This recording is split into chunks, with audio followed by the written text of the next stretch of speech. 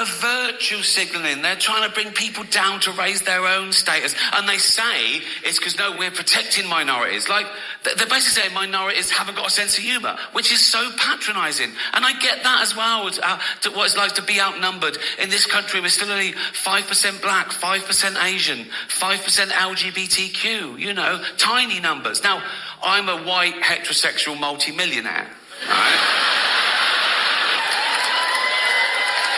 There's less than 1% of us.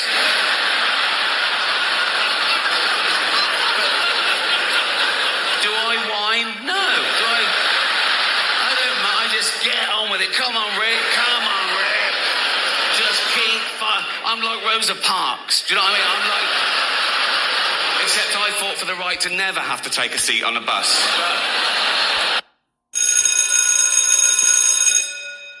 Good morning. It's Saturday, Enemies of My Country Saturday, January the 13th, and this is The True Conservative. Welcome to all the butchers, bakers, and candlestick makers out there. I'm Ron, your host and the only true conservative in the United States today. So today, after the Serenity prayer and the patriotic song of the day, we will have no free lunch, rules for radical conservatives, rules for retrogrades, rules for patriots, Bishop Barron, Ayn Rand, the 33 strategies of war, and the enemies of my country.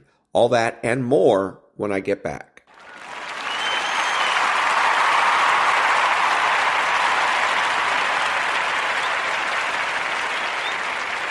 God, grant me the serenity to accept the things I shouldn't change, the courage to change the things I should, and the wisdom to know the difference. Amen.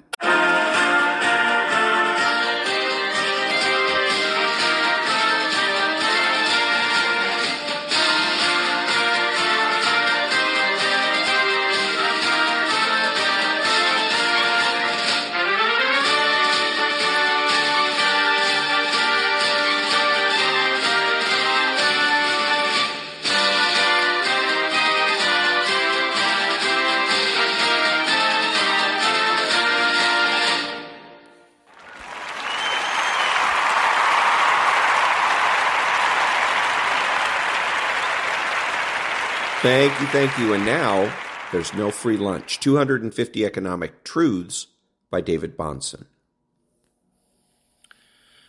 We need to begin to make a way forward about the fundamental things most human beings are agreed about when it comes to the human person. If you interviewed 100 people and asked them one question, do you believe that human life has intrinsic dignity? I bet you would get nearly universal agreement to that question. And if you could expand on that question to other shared visions about what a human being is for, what the purpose of work is, what opportunities should look like, and why people should have those opportunities, then together we might be able to stop thinking about this construction, economic man, and instead think about our purpose and what we're for, beyond avoiding work, beyond consumption, beyond doing things that only last for today. Victor Clark. I can think of no better way to conclude this section. Human flourishing is not about a man of transactions, the mere allocation of scarce resources. When we accept the dignity of mankind as the foundation of our adventure, we begin to ask the right questions and pursue deeper answers that satisfy the longings of our soul. And that was There's No Free Lunch by David Bahnsen. Back in a minute.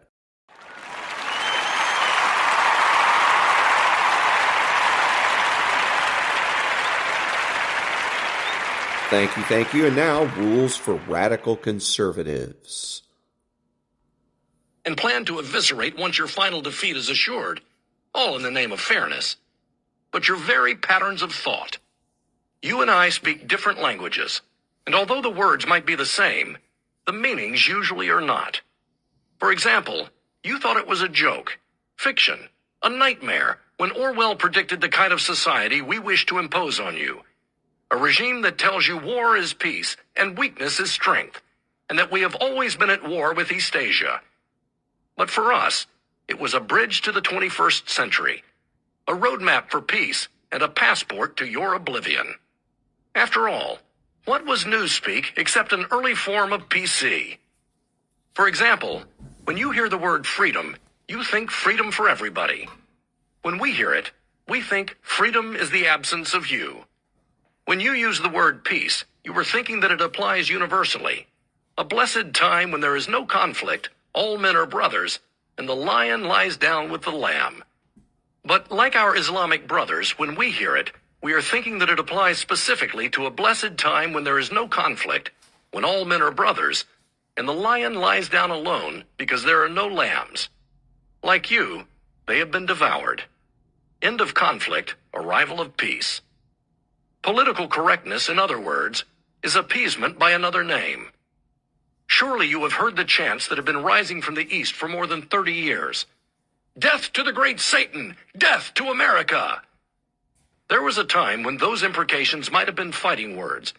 Words and threats against which you would have taken up arms. When someone said he wished you dead, you took him at his word and prepared yourself accordingly. No longer. That would be belligerent. That would be rude. That would be insensitive. Accordingly, we have invested more effort in this one single aspect of American life over the past 25 years than in anything else we do. Our trained SEALs in the media, by now most of them superbly schooled in the dogmas of PC, as a result of their expensive Ivy League educations, have done yeoman's work in this regard. First, censoring their own copy and speech, and then extending their prescriptions about what does and does not constitute valid public discourse to you. Go back to television programs as late as the mid-1980s, and you will be astonished at the amount of offensive material that everybody seemingly had no problem with whatsoever. But gradually, the edges were chipped away and made smooth. The goalposts were constantly shifted, until we are now at that gloriously teleological point at which offensiveness is entirely in the eye and ear of the putative offendee, and an accusation is tantamount to a conviction. Because after all, unless you have walked a mile in the other man's shoes, blah, blah, blah. Political correctness has become the water we swim in the air we breathe. That's why it's both amazing and disconcerting when someone prominent, someone we always thought of as one of us, suddenly has a Damascene moment as the bonds of illusion are cast from his eyes. Here, for example, is the great David Mamet, someone whose plays always receive the most glowing reviews from our pet drama critics, and you know who you are. Someone whose freewheeling and pungent celebration of the Anglo-Saxon roots of the English language bespoke a man of iconoclastic taste and temperament, like us. Someone whose loyalty to the cause of peace and freedom and tolerance could never be questioned. Until one day in 2008, he had to go and write this. I took the liberal view for many decades, and I believe I have changed my mind. My wife and I were riding along and listening to NPR. I felt my facial muscles tightening and the words beginning to form in my mind.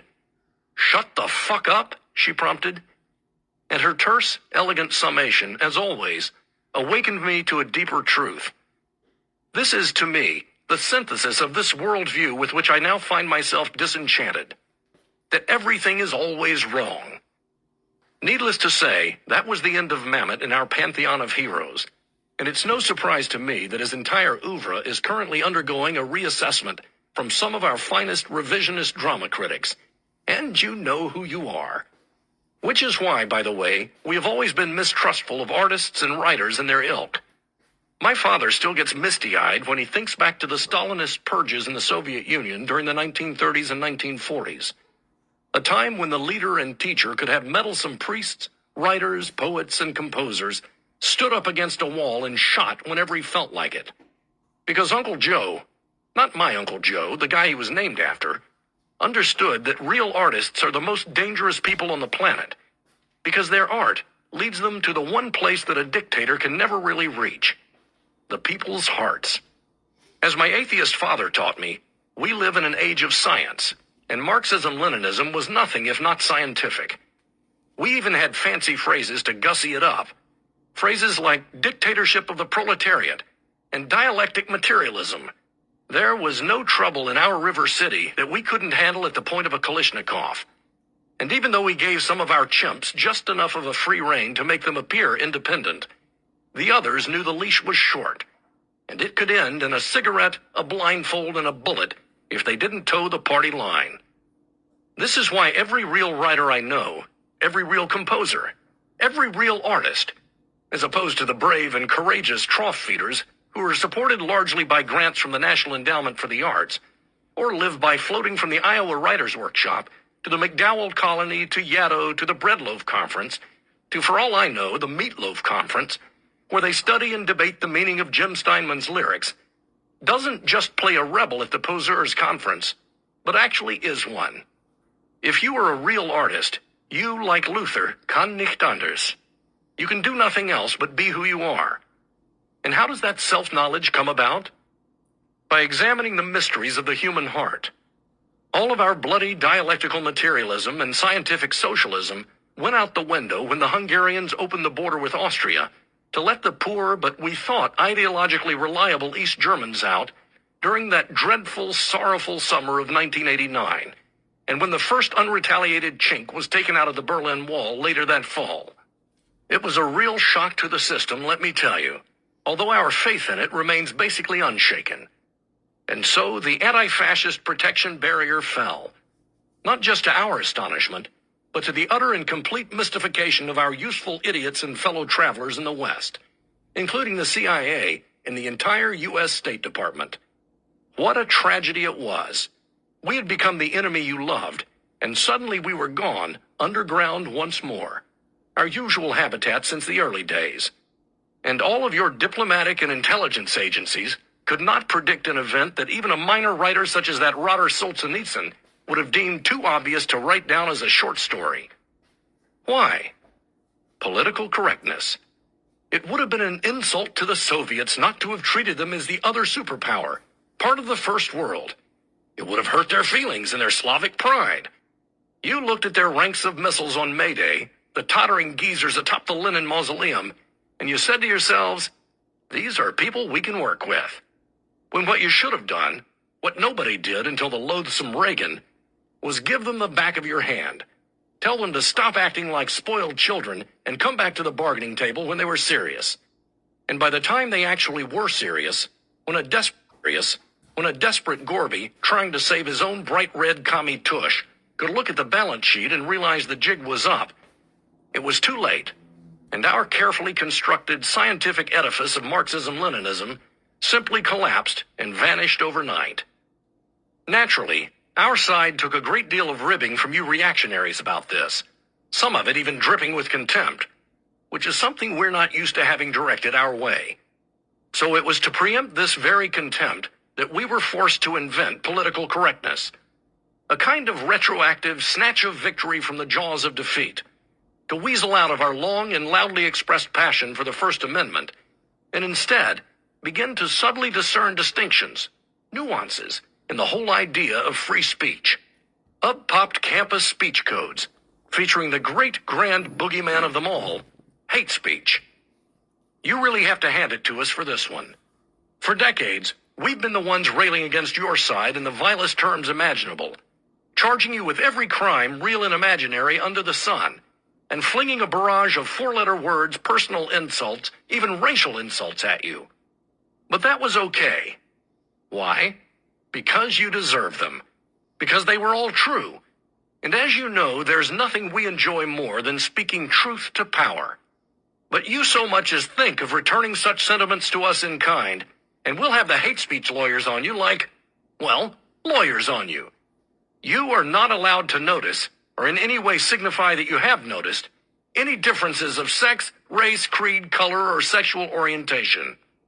You are not allowed to comment on our choice of words, our lack of logic, or in any wise make us feel bad ourselves.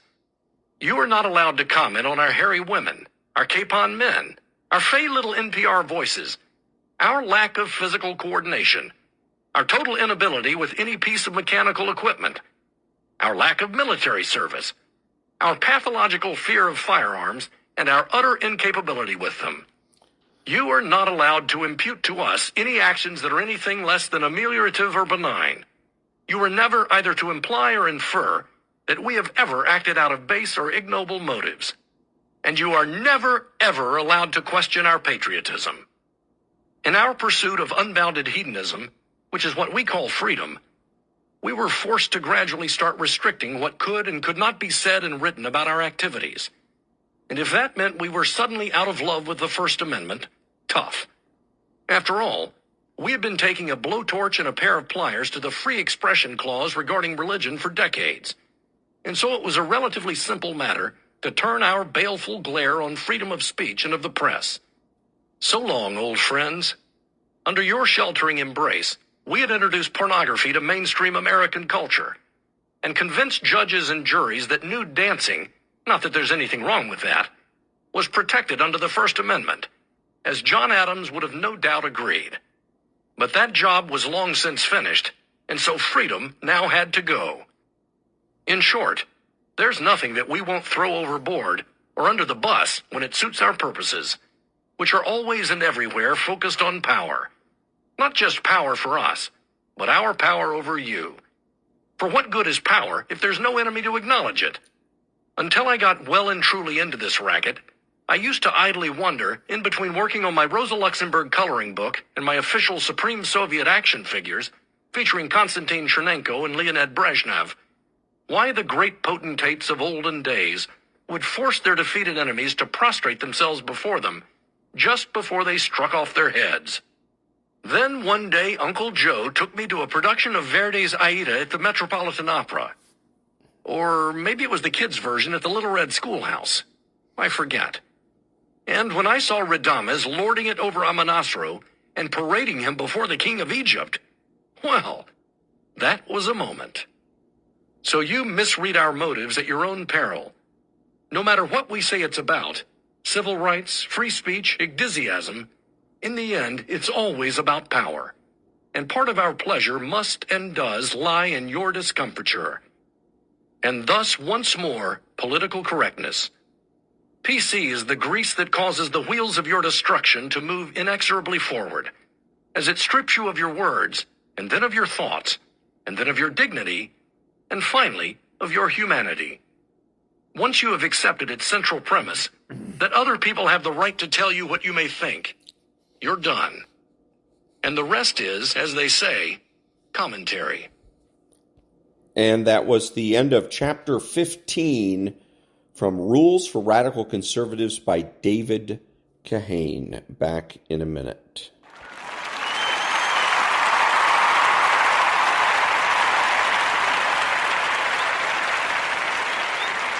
Thank you. And now, Rules for Retrogrades, 40 Tactics to Defeat the Radical Left.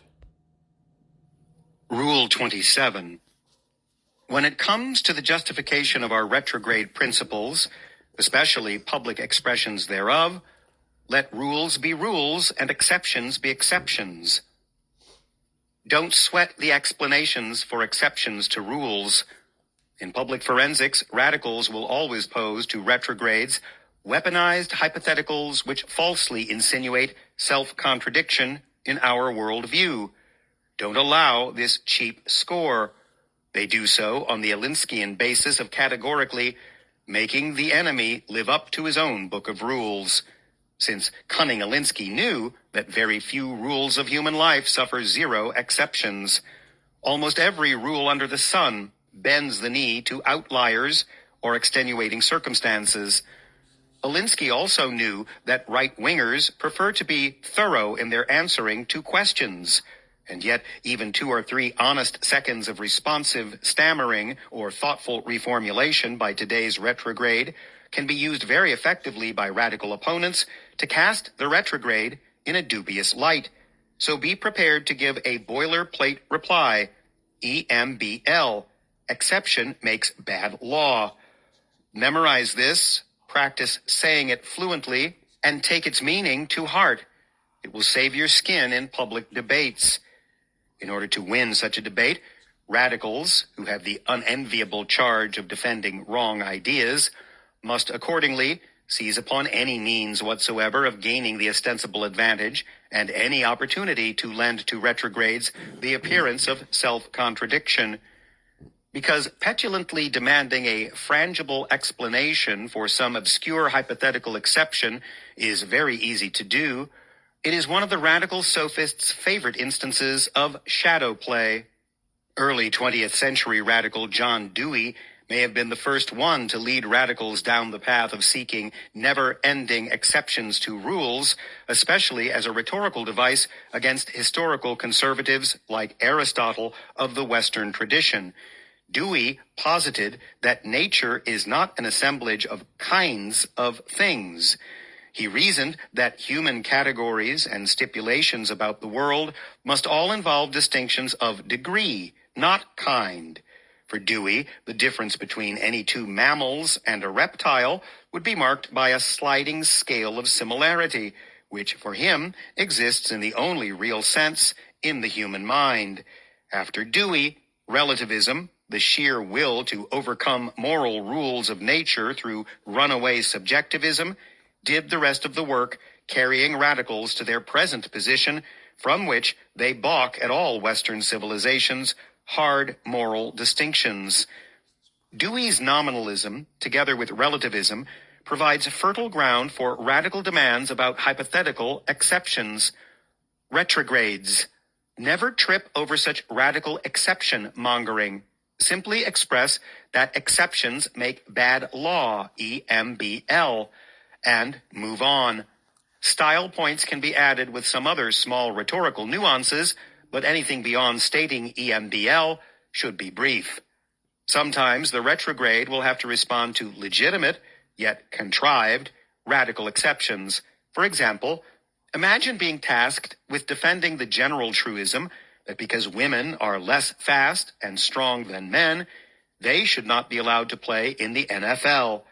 This should be an easy argument to win, but a radical debater would certainly advert to the undeniable yet stark fact that somewhere in the world, a particular woman may be faster or stronger than a particular man. On this basis, a radical will petulantly demand, "So where does anyone get off saying less fast and strong?" Many entertaining responses present themselves as candidates for the retrograde's rejoinder, but the upshot of his argument must at least include a reference to the comparative average speed and strength of men and women, and an accusation that, based upon it, the radical does not believe his own argument. After all, the rate of female injury and dejection in a hypothetical female-allowing NFL would be sky high. Rules must be based on averages, not outliers. Other times, the retrograde will confront utterly illegitimate exceptions, wherein the exception, so-called, can be either wholly countenanced on its own and or dispelled by recourse to the above means. Either path will suffice. For example, in abortion debates, radicals will never go long without adverting to their favorite argument for infanticide, that is, so-called rape and incest exceptions. In this case, the retrograde can point out either that this is a false exception, since murdering the offspring of a rapist or incestual remains murder, or that the number of rape and incest-inspired abortions are numerically negligible anyway. Tabling this minority of cases, do you then concur that all other instances of abortion, and maybe these as well, constitute murder? Either response is suitable, but prudence and random history will require that a retrograde choose between them in real time. In general, the primary play in the playbook remains the utterance of EMBL. Don't be slow to use it. People know intuitively that it is correct anyway. Saul Alinsky was counting on the strong tendency of right-wingers to wax philosophical in debate. Make him pay for this error by dispensing with right-wing navel-gazing, and casually retort with this pithy quip. And that was Rule 27 from Rules for Retrogrades, 40 Tactics to Defeat the Radical Left by Timothy and David Gordon. Back in a minute.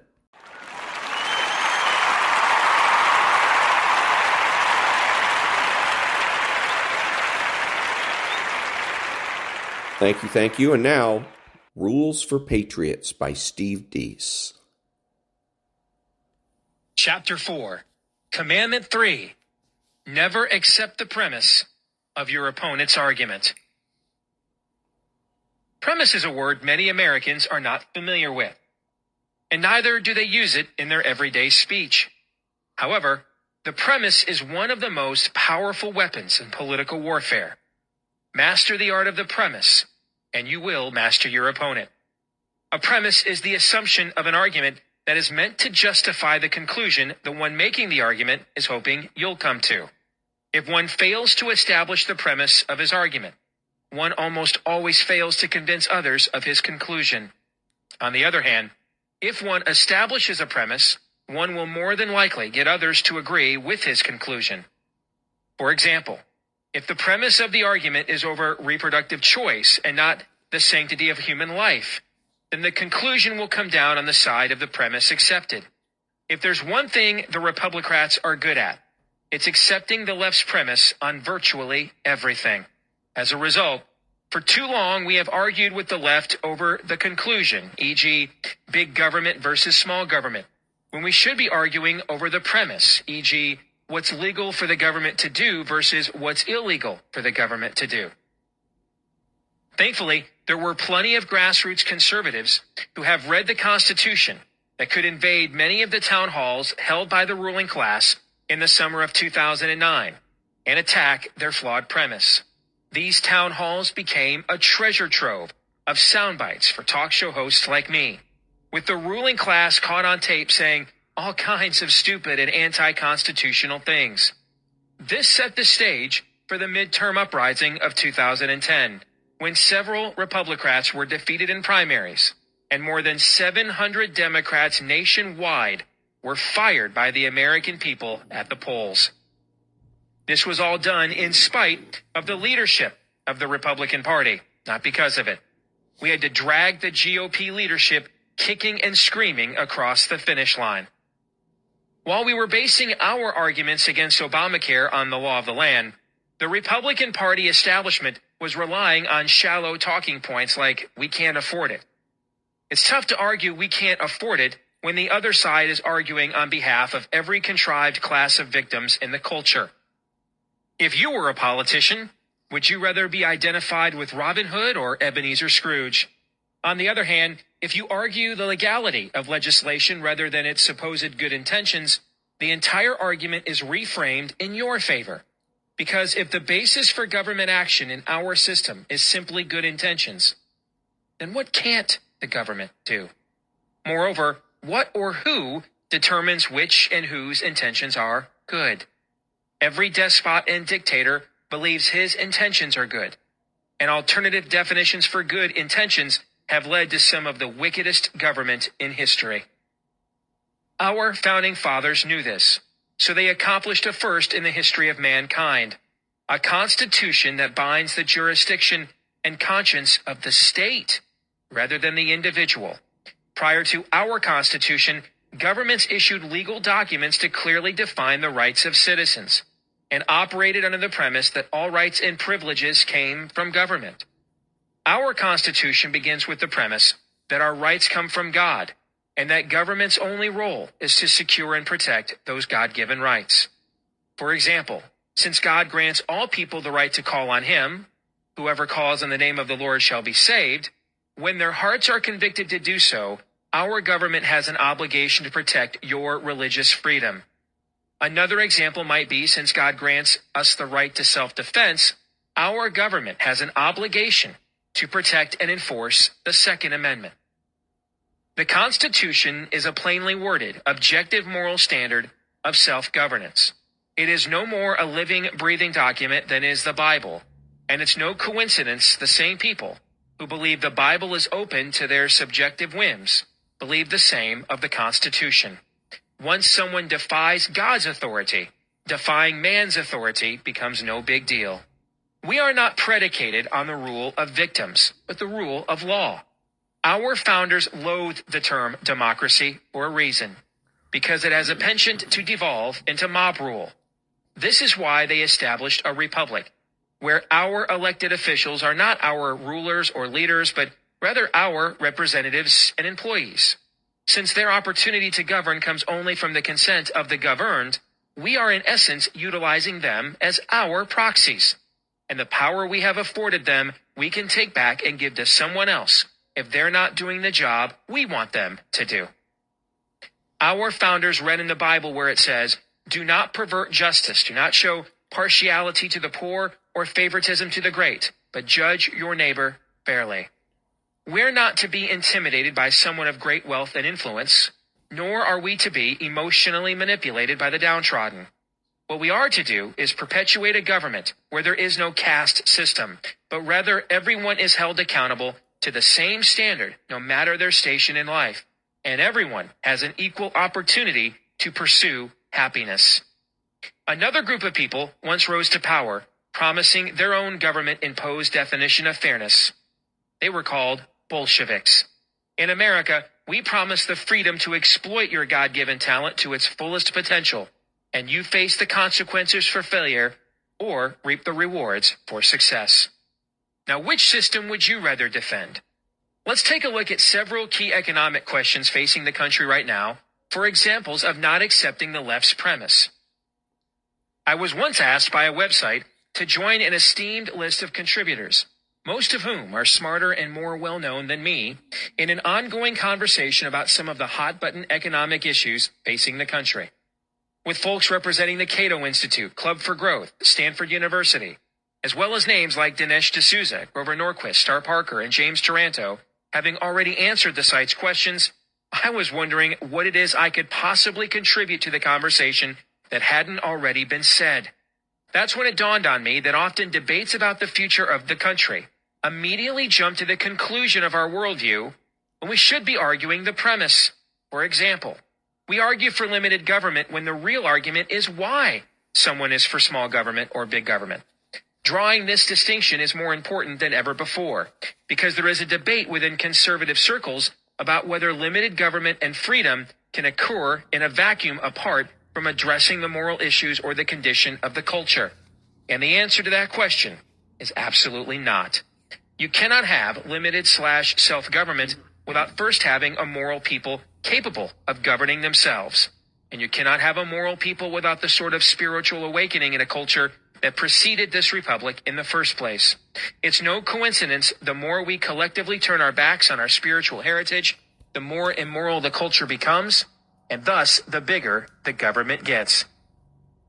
For if men will not be ruled by God, they must be ruled by other men. Otherwise, there's no higher authority we can call upon to settle our disputes and disagreements with one another. The more we need the rule of man, the bigger the government gets. The more we submit to the rule of God, the smaller the government gets. With this in mind, I decided to answer their questions from a worldview standpoint rather than attempt to discuss tactical economics with those who know a lot more about it than I do. If we cannot challenge the premise of the left's belief system, we cannot deconstruct it. And if we can't deconstruct it, we certainly will not be able to defeat it. Currently, we are not challenging the left's premise. We are venting about the conclusion/application of their premise. Read the questions and then my answers to get an idea of what it means to never accept the premise of your opponent's argument. First question: what causes an economy to prosper? Answer: the most prosperous economies are those that truly understand the role of government. As it is stated in our founding document, the Declaration of Independence, there is a God. Our rights come from him, and the only purpose of government is to secure and defend those God-given rights. To put it another way, government is to encourage, not do good, and punish evil. Of course, government in and of itself is not a moral agent, and usually inflicts the most horrors on humanity when it attempts to be. So it needs another institution to define for it what is good and what is evil. That is the role of the church and the family. These clearly defined spheres of jurisdiction between cultural institutions are what produce the proper balance of liberty and morality, thus allowing for the most prosperity. Next question: what role should government play in an economy? Answer: the biggest misconception is that we're having a debate about the role of government in America today, when we're really having a debate about what authority or moral ethic are we going to govern ourselves by. The answer to that question then determines the role of government. For example, cultures that abandon the Judeo-Christian moral ethic as ours is currently doing end up growing government because something must fill the God-shaped void. And that was the first part of chapter 6, from Rules for Patriots, How Conservatives Can Win Again by Steve Deese. Back in a minute.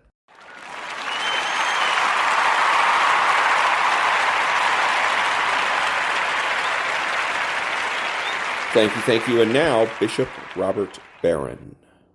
Criticize another person only in the measure that you are willing to help the person deal with the problem that you're raising. You're critical of someone, maybe legitimately so. All right, to what degree are you willing to help that person deal with the problem? No, I'm not willing at all. Well, then keep your mouth shut.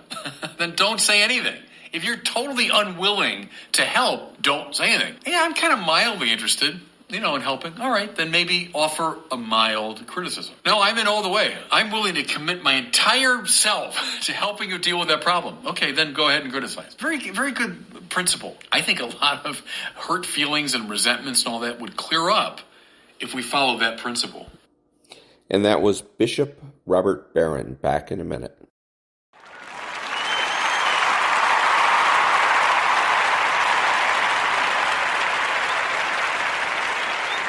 Thank you. And now, the Ayn Rand thought of the day. Quote, the term laissez-faire capitalism, which one has to use today in order to be understood, is actually a redundancy. Only an economy of total laissez-faire is capitalism. Anything else is a mixed economy. That is, a mixture in varying degrees of freedom and controls, of voluntary choice and government compulsion, of individualism and collectivism, unquote. And that was the Ayn Rand thought of the day. Back in a minute.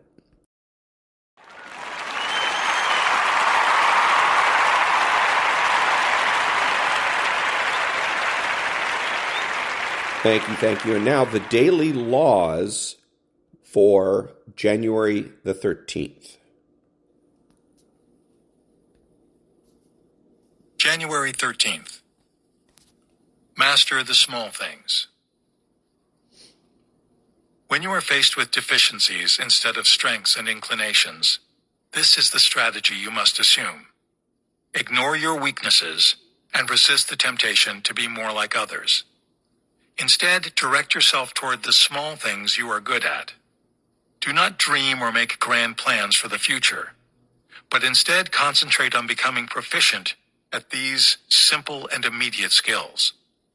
This will bring you confidence and become a base from which you can expand to other pursuits. Proceeding in this way, step by step, you will hit upon your life's task. Your life's task does not always appear to you through some grand or promising inclination. It can appear in the guise of your deficiencies, making you focus on the one or two things that you are inevitably good at. Working at these skills, you learn the value of discipline and see the rewards you get from your efforts. Like a lotus flower, your skills will expand outward from a center of strength and confidence. Do not envy those who seem to be naturally gifted. It is often a curse, as such types rarely learn the value of diligence and focus, and they pay for this later in life. This strategy applies as well to any setbacks and difficulties we may experience. In such moments, it is generally wise to stick to the few things we know and do well, and to reestablish our confidence.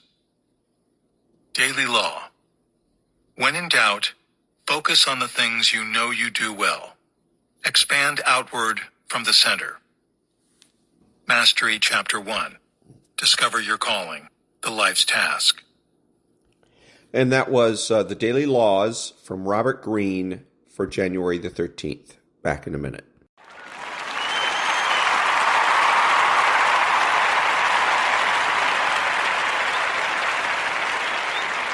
Thank you. And now a little bit of Fox and Friends. In this campaign. Vivek, America relived a national nightmare this week. Every mother in America, I think I speak for. When we saw Perry High School, you were there in Perry, Iowa. A sixth grader's family going through hell this weekend as he lost his life to a gunman. You heard from voters. You said you prayed with them. You listened to their questions. I imagine you got a question about how to ensure a school shooting never happens in this country again. So This is Vivek Ramaswamy with the Fox and Friends people. There's 3 of them in there. And she asked the question, make sure it never happens again. This is left wing. The question is left wing. I don't care if it comes from Fox. It's a socialist question because it implies that perfection, the perfect society, can be had. No, never, ever. Okay, first of all, and then the second part is the question about shooting. It's not about shooting, it's about murder. Murder.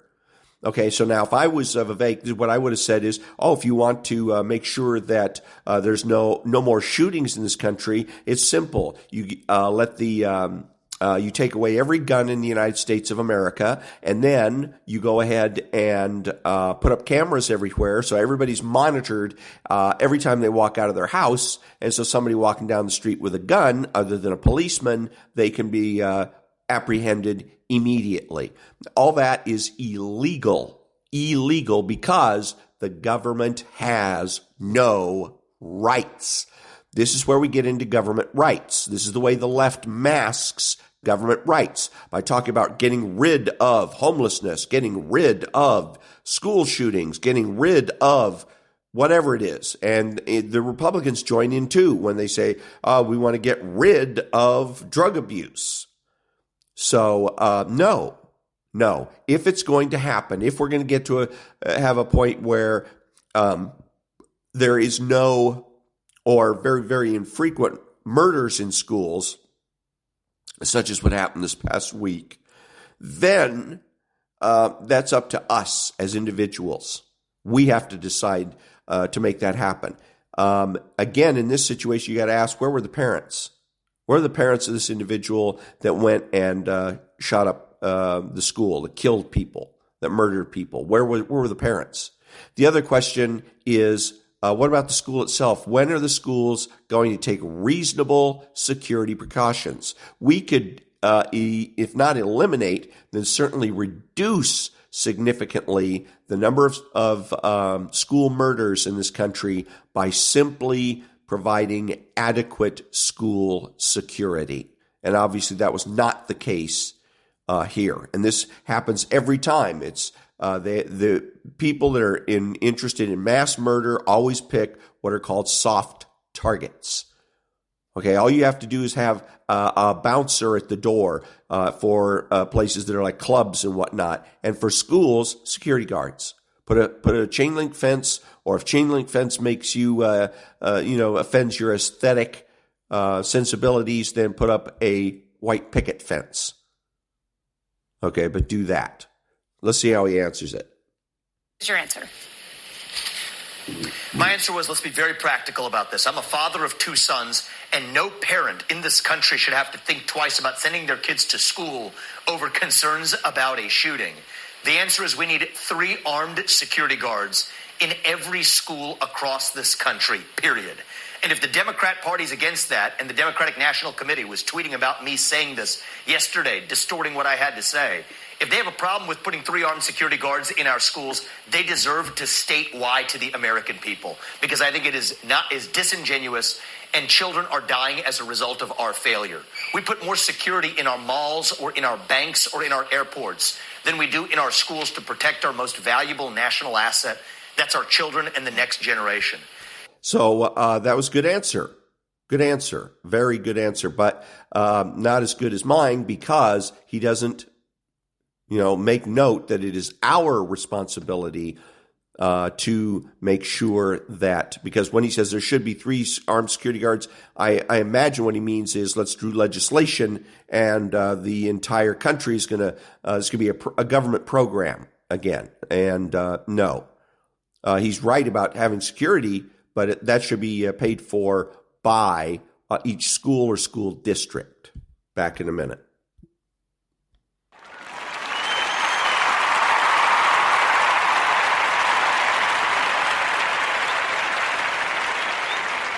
Thank you. So I was talking to a friend the other day, and whose brother is gay, and we got into an issue of him, whether or not we're going to call his, because his gay brother has a a partner that he wants to call a husband or something of that nature. And we had a discussion about that, about why he does that. And he says, well, because I love my brother. See? And I asked him, I said, does your brother love you? And he just stared at me. And I said, because I think your brother is using your relationship as a political tool. See, the point here is that we got scared because people asked us questions we didn't bother to think about, and we didn't bother to challenge, right? So Dick Cheney was, I don't know, he had a bad position according to the left on some particular issue, and one of the reporters that was interviewing him one day asked him, said, "Isn't your daughter gay? Isn't she lesbian?" He says, "Yes." And she says, "Don't you love your daughter?" And this is on television in front of millions of people. It was probably a 60 Minutes interview. So she's not only succeeding in intimidating this former vice president, she intimidates all the people in the audience because he didn't handle it well at all. What he should have done is say, the question is, does she love me? Okay, remember, just because somebody asks you a question doesn't mean you have to answer it. You can refuse to answer it flat out, or you can even change the question. You can tell people, wrong question.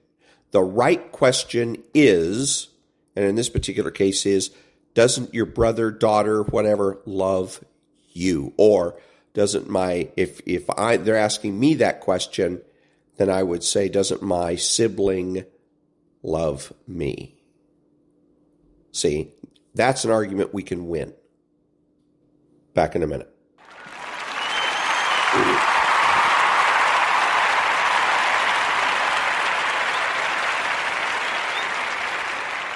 Thank you. And now a little bit of Fox breaking news. You saw it here live just moments ago, the former President Donald Trump speaking after a pivotal hearing on whether he is immune from prosecution. You can't have a president without immunity. You have to have, as a president, you have to be able to do your job. But if this didn't work out, if I wasn't given immunity, then other presidents, when we talked about today, President Obama with the drone strikes, which were very bad. They were mistakes, terrible mistakes. And you really can't put a president in that position. So I think most people understand it, and we feel very confident that eventually, hopefully at this level, but eventually we win. A president has to have immunity.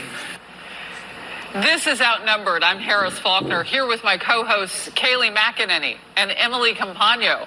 Also joining us today, host of the Kennedy Saves the World podcast, Kennedy, and Fox News contributor and professor of medicine at NYU Langone Medical Center, Dr. Mark Siegel.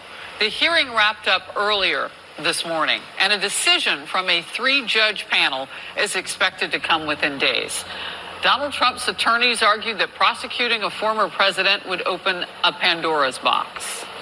Okay, so the problem here with this argument is that it's pragmatic. It is saying that reality is up for grabs, and it's not up for grabs. Reality is that the standard is that whether or not somebody was, in fact, president of the United States, and if they were, they enjoy immunity, period. That's in the law. So the fact and the law, you put those two together, you come up with the conclusion. So there shouldn't even be a case for this. This nobody should have ever prosecuted. But again, what this is coming down to, oddly enough in this case, is the government's rights versus the rights of the individual. So they're treating him not as a member of the government because he was president of the United States, but instead they're trying to treat him as just a regular individual citizen and then make the argument that the government, in this case the prosecution, has the right to prosecute him and that their right to prosecute him outweighs his right to have or enjoy immunity. And it doesn't. So this is, again, it's a matter of fact and law, not a pragmatic issue. It doesn't matter what the consequences might be if the government grants or the government is allowed to prosecute him. It doesn't matter. It doesn't matter if it opens a Pandora's box. It doesn't matter that Barack Obama might get or Joe Biden might get or whatever problems they might run into. It doesn't matter. It just doesn't matter. It's the principle of it.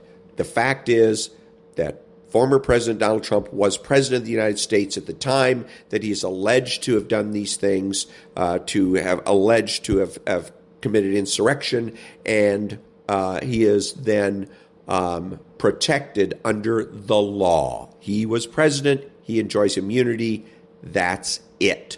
That's your strongest argument, is the argument from principle.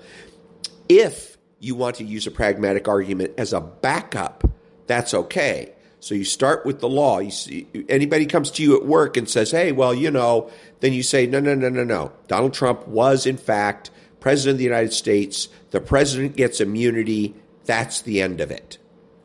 Now, is he immune from prosecution after the fact for whatever he does after the fact? Not necessarily. That's why very often they're, or in the case of Richard Nixon, he was pardoned.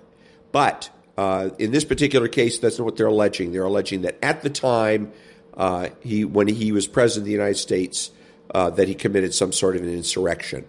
He's immune from prosecution, and that's the end of that.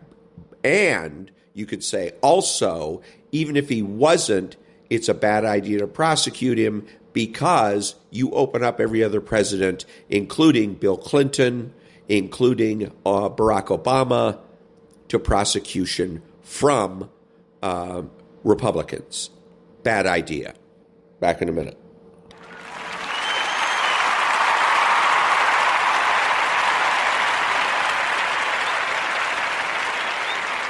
Good morning. It's Wednesday morning, and I was watching Maria Bartiromo, and they had a segment about the migrants.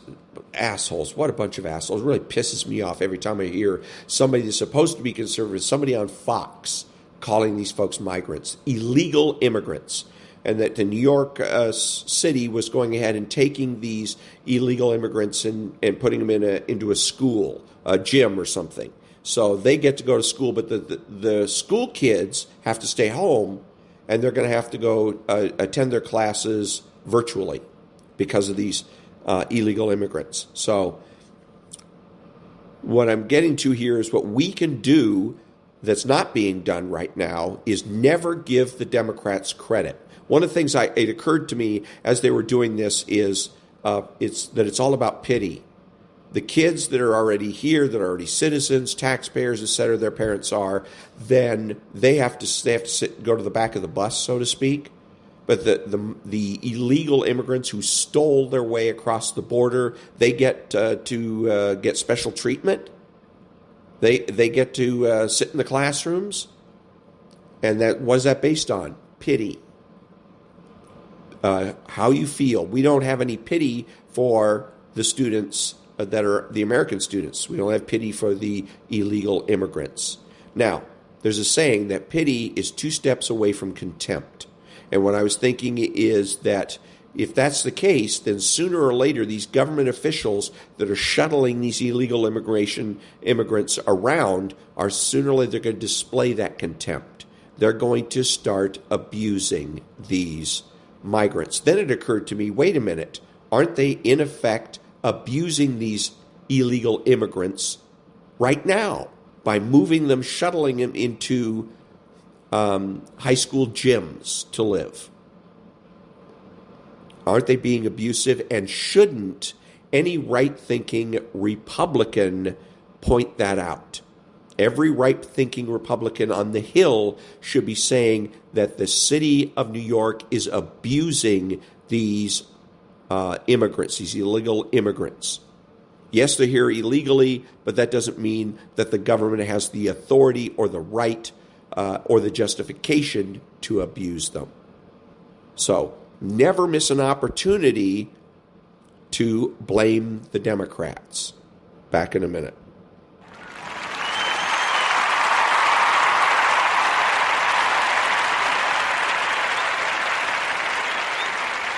Thank you. So I just had to comment on this, that there's something that everybody's getting wrong here. And that is with respect to Donald Trump and his immunity issues. And there's some assholes in the media that say, well, what if a president of the United States orders somebody's assassination? Should he be immune from prosecution? A couple of things on this. Number one, either the law says the president is immune from prosecution or it doesn't. Okay. Number two, either former President Trump was president at the time of the January 6th insurrection, alleged insurrection, or he wasn't. That's all there is to it. Number two is the best way to handle this, because Donald Trump was just asked this question, I believe today, when he came out and made some remarks after his final wrap up of his civil trial. And they asked him that question. The first thing he should have done is say, you tell me what president has ever ordered the assassination of one of his rivals. Because what this question is based on is something called possibility thinking.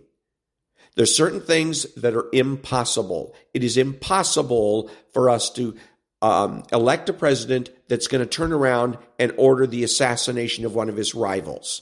That's what he has to assert. But the way he can do it is just say, when did this happen? When in American history has any president ever ordered the assassination of somebody? It's never happened. What is it happening now? Is Joe Biden out ordering the assassination of his rivals? Of course not. So therefore, it will never happen. It is impossible. You must assert that. Okay, that's the way to shut this down, because otherwise they're going to what if you to death. They're going to what if you to death. You must say it's impossible. What you're suggesting is impossible and unrealistic. And I'm not going to bother with it. Okay? Because it is. And you go back and say, your strong argument is the law says that the President of the United States has immunity from prosecution. I was President of the United States on January 6th. Therefore, I'm immune from prosecution. Period. That's the way he should handle it. Back in a minute.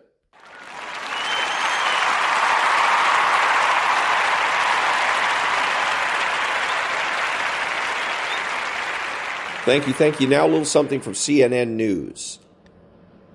You clear your mind, we'll clean your space. I'm Caitlin Polance in Washington, and this is CNN.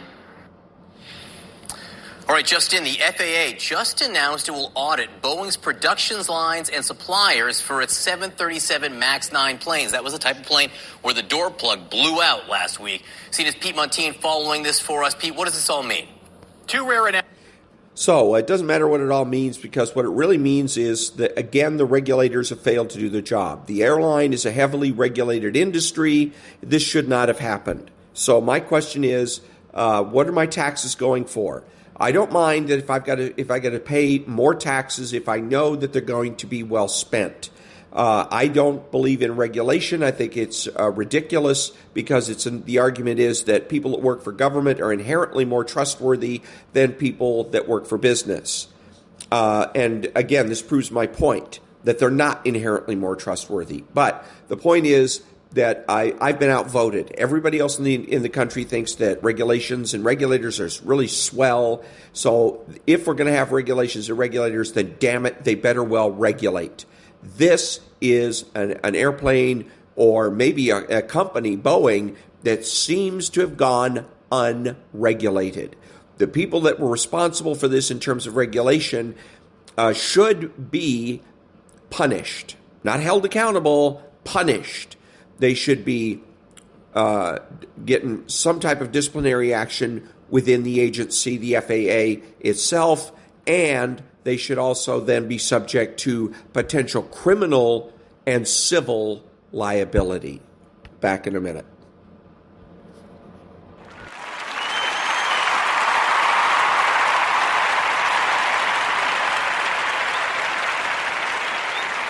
Thank you. And now the latest from the 33 Strategies of War.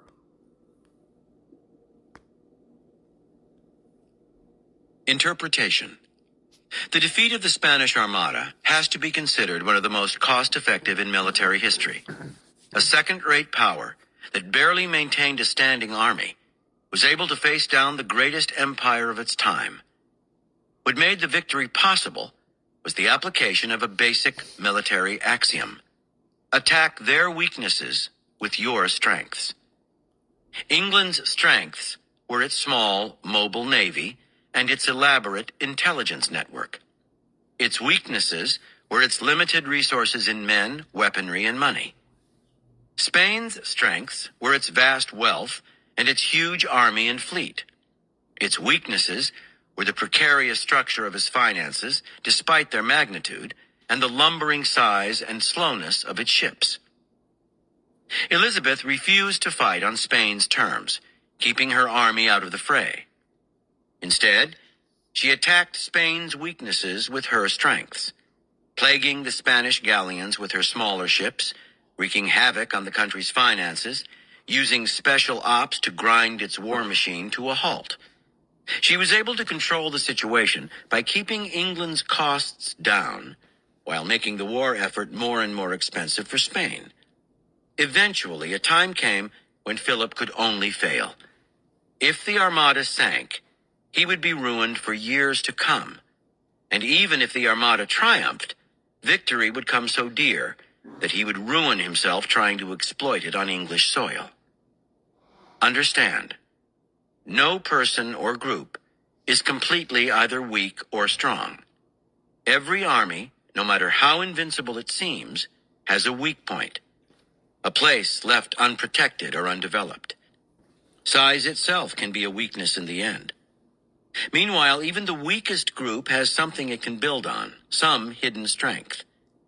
Your goal in war is not simply to amass a stockpile of weapons, to increase your firepower so you can blast your enemy away. That is wasteful, expensive to build up, and leaves you vulnerable to guerrilla-style attacks. Going at your enemies blow by blow, strength against strength, is equally unstrategic. Instead, you must first assess their weak points. Internal political problems, low morale, shaky finances, overly centralized control, their leaders' megalomania. While carefully keeping your own weaknesses out of the fray and preserving your strength for the long haul, hit their Achilles heel again and again. Having their weaknesses exposed and preyed upon will demoralize them, and as they tire, new weaknesses will open up. By carefully calibrating strengths and weaknesses, you can bring down your Goliath with a slingshot.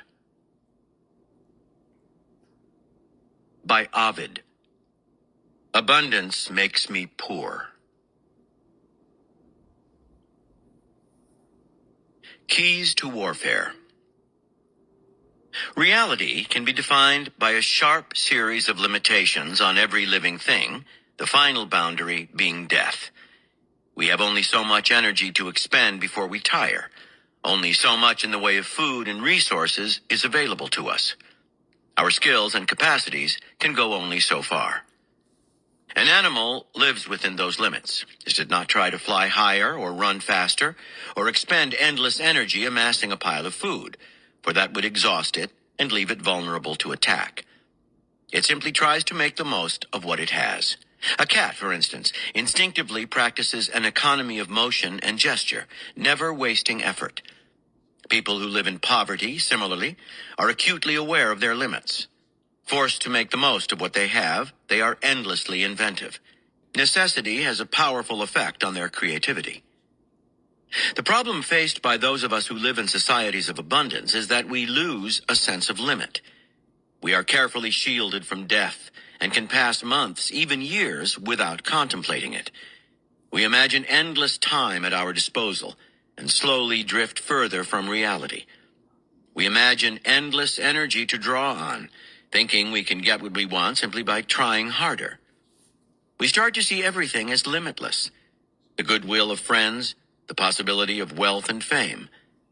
A few more classes and books, and we can extend our talents and skills to the point where we become different people. Technology can make anything achievable. Abundance makes us rich in dreams, for in dreams there are no limits. But it makes us poor in reality. It makes us soft and decadent, bored with what we have, and in need of constant shocks to remind us that we are alive. In life, you must be a warrior, and war requires realism.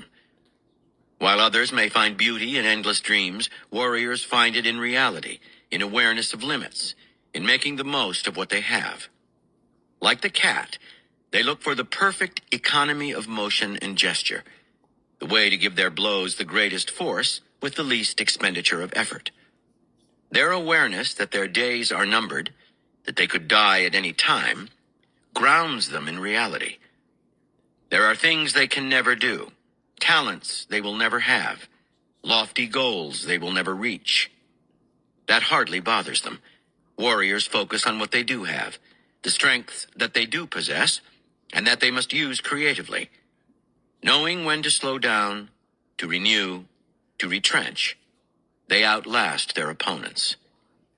They play for the long term. Through the final years of French colonial rule in Vietnam and on through the Vietnam War, the military leader of the Vietnamese insurgents was General Von Nguyen Giap.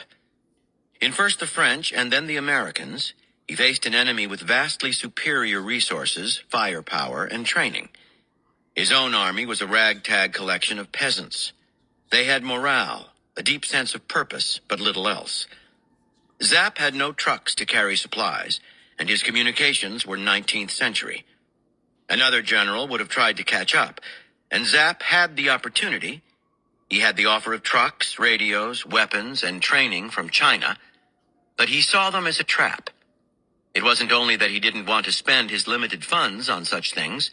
In the long run, he believed, all they would do was turn the North Vietnamese into a weaker version of their enemy. Instead, he chose to make the most of what he had, turning his army's weaknesses into virtues. Trucks could be spotted from the air, and the Americans could bomb them. But the Americans could not bomb supply lines they could not see. Exploiting his resources, then, Giap used a vast network of peasant coolies to carry supplies on their backs. When they came to a river, they would cross it on rope bridges hung just below the surface of the water. Right up to the end of the war, the Americans were still trying to figure out how North Vietnam supplied its armies in the field. Meanwhile, Giap developed hit-and-run guerrilla tactics that gave him enormous potential to disrupt American supply lines. To fight, move troops, and ferry supplies, the Americans used helicopters, which gave them tremendous mobility. But the war ultimately had to be fought on the ground, and Giap was endlessly inventive in using the jungle to neutralize American air power, disorient American foot soldiers, and camouflage his own troops. He could not hope to win a pitched battle against superior U.S. weaponry, so he put his effort into spectacular, symbolic, demoralizing attacks that would drive home the futility of the war when they appeared on American TV. With the minimum that he had, he created the maximum effect. Armies that seem to have the edge in money, resources, and firepower tend to be predictable. Relying on their equipment instead of on knowledge and strategy, they grow mentally lazy. When problems arise, their solution is to amass more of what they already have. But it's not what you have that brings you victory, it's how you use it. When you have less, you are naturally more inventive. Creativity gives you an edge over enemies dependent on technology. You will learn more, be more adaptable, and you will outsmart them. Unable to waste your limited resources, you will use them well.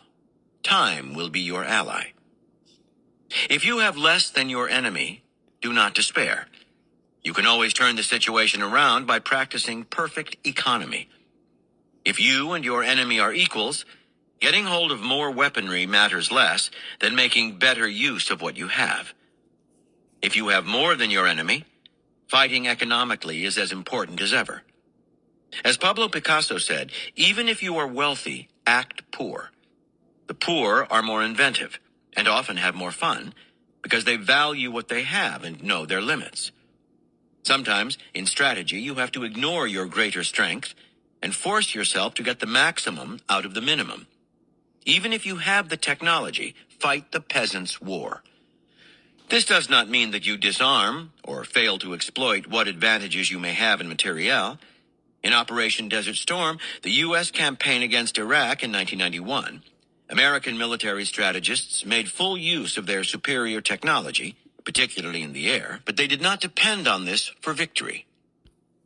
And that was the next part of Chapter 8, Pick Your Battles Carefully, from the 33 Strategies of War by Robert Greene. Back in a minute.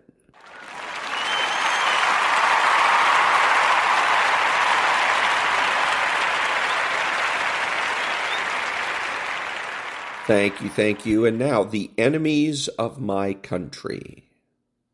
26. Duchess rubbed her temples, waiting for the next update. The strike force was in the midst of redirecting to Ibrahim Kell, a nightmare of a logistical movement after they'd just expended vast amounts of fuel, therefore station time, for every aerial platform required to put troops on target with air support. And in the meantime, she was on the brink of a knockdown, drag-out verbal brawl with Joanne, who'd proven herself to have all the narrow-mindedness of a woman who'd spent her entire career in an OPSEN much like this one. Devoid of any particular field experience to guide her perspective, Joanne existed in a self-induced cesspool of rules and consequences that eliminated free thought. The only way to forestall another verbal confrontation seemed to be to ignore Joanne altogether, and for now, Duchess was trying to do just that. She heard a flurry of activity from the J2 staff, saw 3 people converge around a computer as they spoke in hushed voices. Duchess rolled her eyes and called out, "J2, something you'd like to share with the class?" The J2 rose and faced her. "Ma'am, the analysts have reported back. About time. What took them so long?" "The holdup wasn't them, ma'am. It was the White House." Duchess paused, swallowing hard. "You have my undivided attention." The J2 continued. "On July 3rd, the president is going to visit Thomas Jefferson's plantation at Monticello with the president of India. It's been kept quiet so as not to disrupt a Pakistan defense contract that's being signed later today. Monticello is in Albemarle County, Virginia, and it's less than 2 miles from downtown Charlottesville." Duchess felt the hairs rise on the back of her neck, but surprised herself by calmly replying, "Thank you." Then she spun her chair to face Joanne. "Convinced, Commander?" Joanne looked pale. "I've never doubted the need to stop these rockets or Bari Khan, but this is so much bigger, Duchess. An asinine level of sophistication. We barely found out about the POTUS visit, so how did they? There must be a leak in D.C., and the NSA and Secret Service had better start looking for it." "For once," Duchess replied, "you and I are in agreement." "So what's the next step?" Before Duchess could answer, David Rivers reported in over the satellite radio frequency. "Have time-sensitive intel requiring immediate airstrike. Assess we have found the location of the cargo. Stand by for grid." She typed the grid into her keyboard as he spoke it, pulling up the location for herself even as an analyst projected an overhead view on the central screen. It appeared to be an open compound between buildings, surrounded by multiple alleys and side streets leading into the city. "Got it," she transmitted back. "Go ahead." David continued, "We assess that the cargo has been loaded onto an unknown number of civilian vehicles for further transport. Once those cars leave the compound, they're going to vanish into civilian traffic. And with the highway a half kilometer from town, the odds of locating them after that point are around 0. We can't afford to wait for the strike force. You need to hit it from the air ASAP. Request the biggest munitions you've got drop center mass of the compound. But we've got to move fast. Intercepted enemy radio chatter indicates the vehicles will depart the compound en masse in 5 minutes. Sutherland was already locking eyes with her, shaking his head as he flashed an open palm twice, then held up 4 fingers. She transmitted back, "Closest air platforms are 14 minutes out." After a pause, David spoke again. "Well, I guess it's up to my team. You don't have close to enough manpower to raid an objective of that size." "You're right about that," he replied. "But we don't have to kill everyone. Just disrupt their operation, prevent the cargo from leaving, and hold our own until the cavalry arrives. I won't know how to do that until I see the inside of the loading area, and by the time that happens, you're not going to get much in the way of viable reporting. We're going to be fighting for our lives. You've got 22 minutes before the strike force lands, and that's if there are no mechanical issues with the birds." "Sure. Whatever. Doesn't change what I'm telling you, and we're ready to roll over here." Duchess looked to Joanne, who cautioned her, "The senator said all further ground action is military only." "The military," Duchess shot back, "is too far out to make a difference. You have a problem with the way I do business. Take it up with me after the rockets are back in our possession." Then she transmitted back to David, "Want the strike force to cordon the area and fight their way to your location once they arrive?" 100%. This is going to be fast and loose, and as soon as we make our way inside, it's going to turn into the Alamo. Well, she thought, this was it. Verbally authorizing David's team to conduct a raid was crossing the line into an outright rejection of Gosweiler's order to leave any further strikes to the military, and whatever the fallout, the stakes just got raised considerably. "Godspeed, Suicide." Taking a final breath, she concluded, "You are cleared to execute your assault." 27.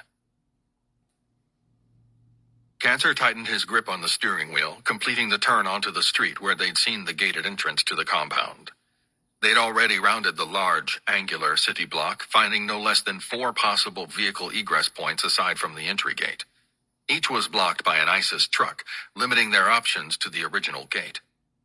Worthy rode shotgun in the otherwise empty lead truck. Riley manned the machine gun in David's truck, with Nizar and Elias as passengers. The hasty personnel swap was done for good reason.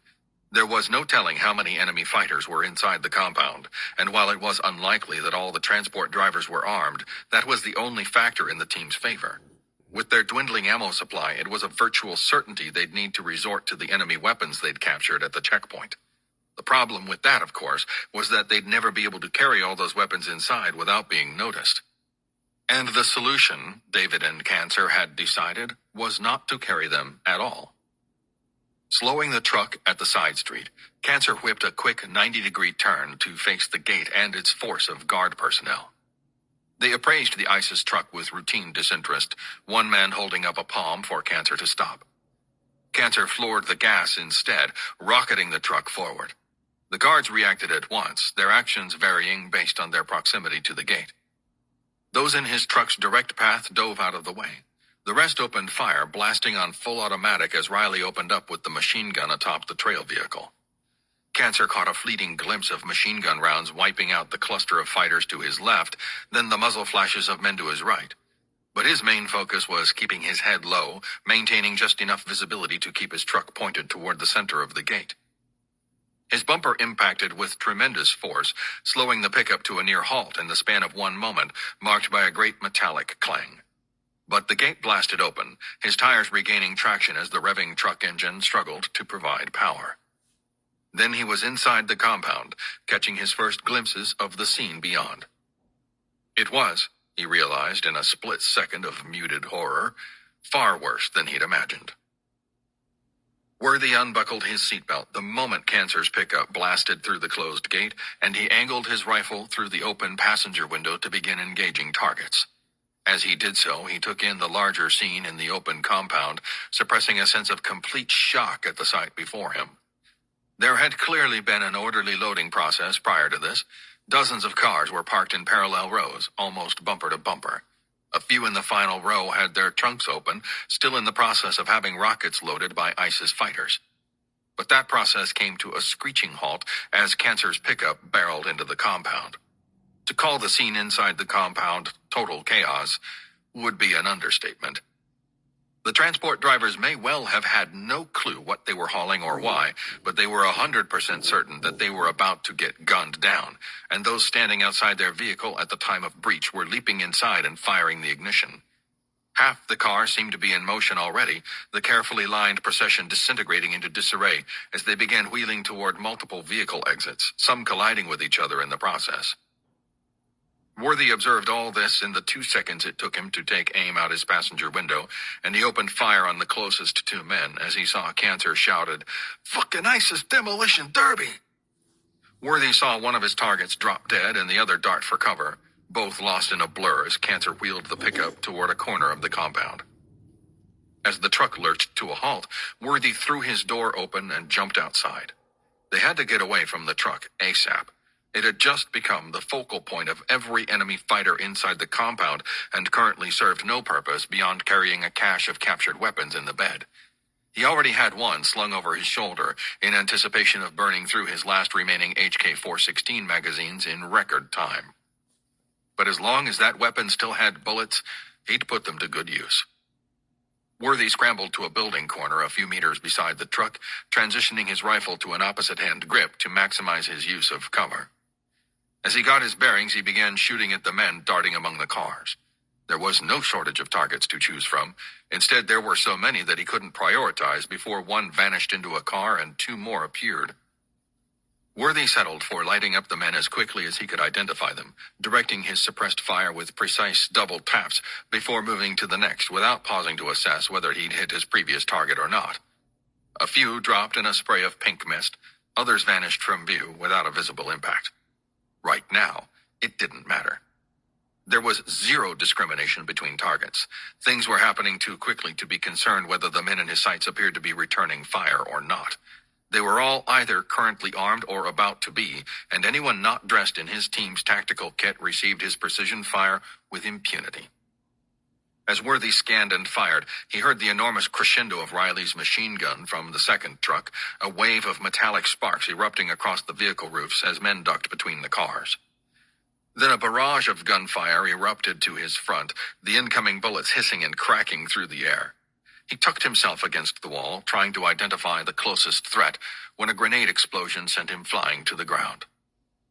Worthy's vision was a starscape of flashing color, his head ringing as he sensed the gunshots drawing nearer through the swirling fog of his mind. Riley's first words as his truck entered the compound were muttered with a sense of disbelief. "Holy shit!" Cancer's truck was wheeling into a semicircle to his front right, and everything left of that point was a melee of moving cars and running bodies. Riley pivoted his machine gun left and fired a long burst across the sea of vehicle roofs. There were too many for him to begin systematically shooting out engine blocks, and his first goal was to make the enemy forces too terrified to stick their heads out until his team had fully penetrated the compound and dismounted from trucks that had become rolling bullet magnets. Riley swept 3 long bursts of automatic fire over the formation of cars before glancing right, trying to locate Cancer and Worthy to establish the far limit of his sector of fire.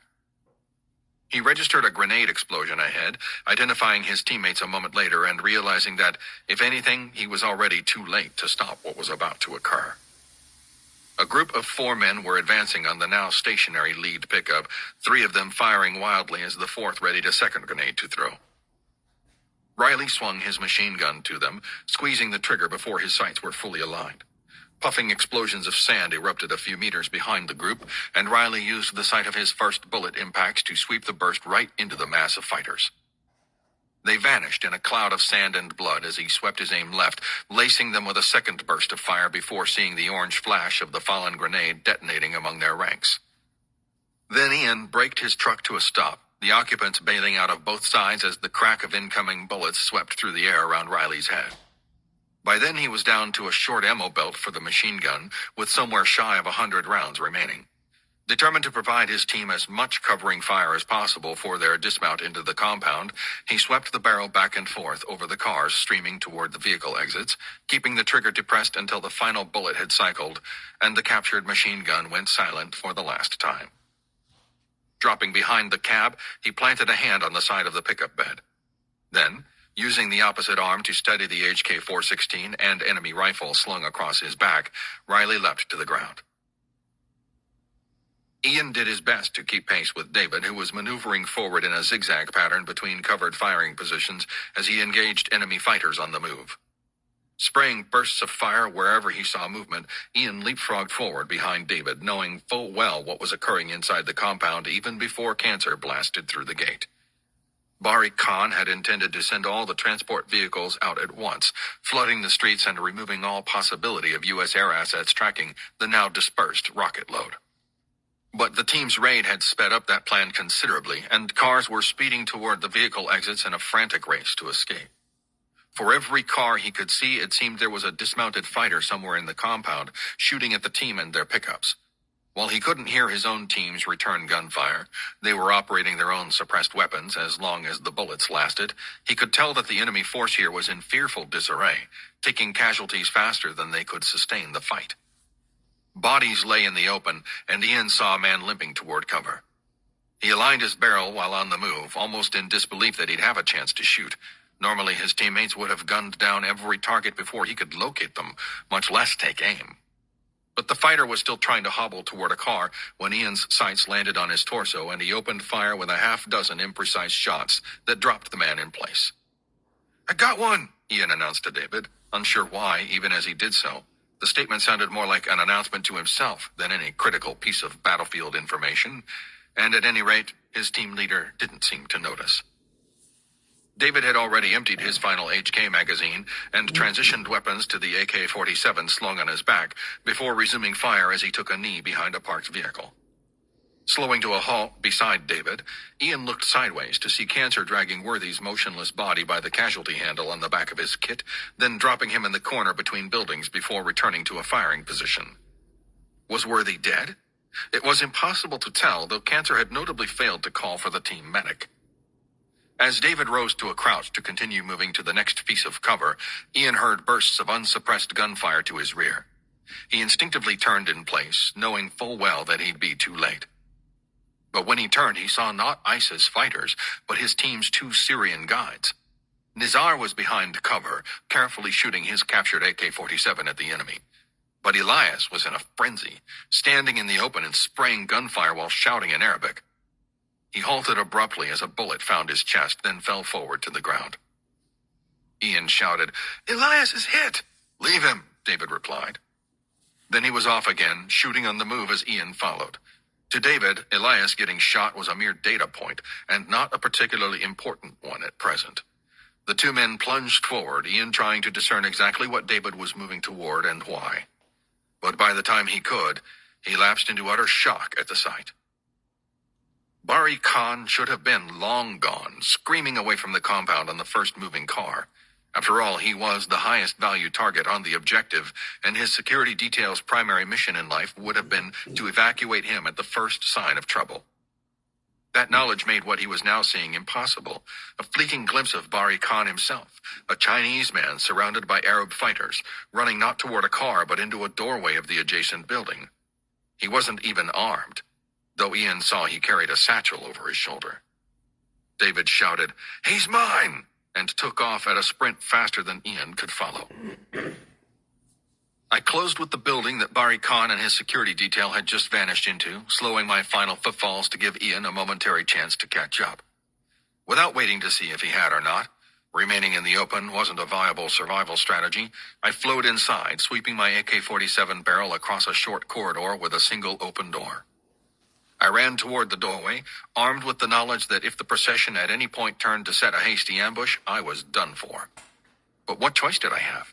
Barry Khan had slipped through our fingers once. The Delta soldiers were still 20 minutes away, and if I didn't kill him in the next 30 seconds, no one would. At that moment, I didn't particularly care whether every rocket made it out of the compound. Illogical as the thought was, Barry Khan was my team's original target, and I was going to gun him down here, even if the effort resulted in me getting wounded or killed. There was one more important consideration, and it represented the only possible explanation for why he would still be in the compound instead of speeding away in a vehicle. He had evidence of his plan here, the ultimate target his rockets were intended for, and he valued the preservation of that plan far above his own life. I cleared the doorway and saw at a glance that I was right. The room had all the indicators of an impromptu command post. files of stacked paper, 2 computers, a satellite phone on a table, but my concern at present was with the men who'd disappeared inside and were now gone. They'd exited through a window and onto the street, the last ISIS fighter vanishing through the window frame as I raised my AK-47 to engage. But my vision registered movement on the floor to my front, an object of some kind coming to rest not 2 meters ahead of my boots. Barry Khan's satchel. I pivoted in place, turning to the doorway as Ian entered. Driving my legs hard, I tackled him at the waist, launching us both against the far wall of the corridor. Ian impacted with a grunt, and I spun him sideways to fling his body to the floor with savage ferocity. Then I leapt atop him, free-falling with my arms outstretched. I was a split second from landing atop his prostrate form, my view entirely consumed by the sight of his tactical kit, when Barry Khan's satchel exploded. The concussion of the blast sounded as a sonic boom of high explosives, a searing wave of heat flooding into the hallway as a tremendous shockwave sucked the air out of my lungs. I held tight over Ian's body, waiting for the heat of my back to recede before rolling off him. "You okay?" I asked, faintly making out a groan from Ian amid the echo of the blast. Then I transmitted, "Doc, Elias is down in the courtyard." "Doc copies," Riley replied, indicating he'd search for and treat Elias as soon as the tactical situation allowed. Pushing off Ian, I found my AK-47 hanging from its sling across my back and readied the weapon to re-enter the room that served as the focal point of our operation.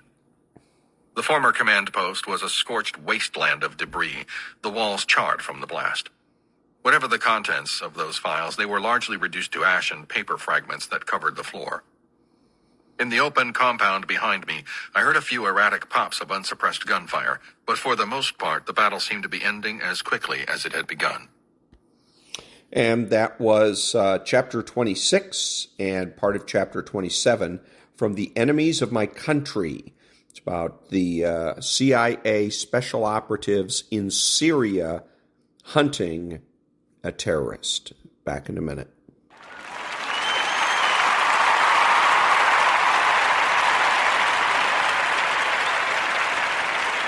Thank you. This is Ron, your host, the only true conservative in the United States. Today, bidding adios to all the butchers, bakers, and candlestick makers out there and reminding you to be honest, smart, and beautiful, and remember that the left has no authority, no power, and they can't win.